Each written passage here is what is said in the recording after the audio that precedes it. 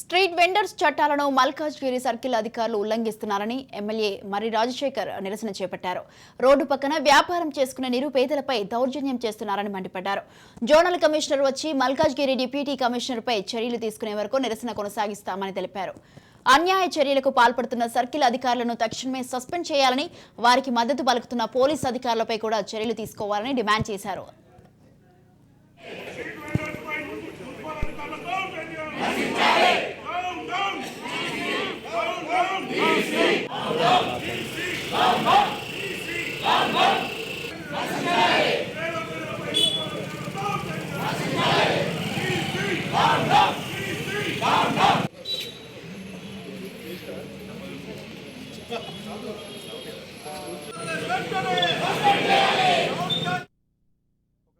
Regulations ఇక్కడ లేవు. ఇలా స్ట్రీట్ వెండర్స్కి జోనింగ్ రెగ్యులేషన్స్ ఉండాల్సిన ఆవశ్యకత ఉంది, దాన్ని మర్చిపోయారు.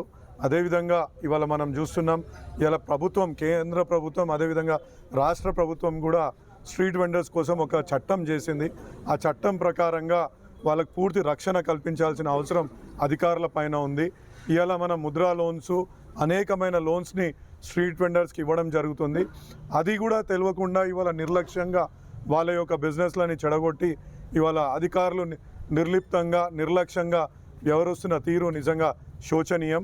కాబట్టి వీటినన్నింటినీ ఖండిస్తూ మేము ఇక్కడ ధర్నాకి కూర్చోవడం జరిగింది.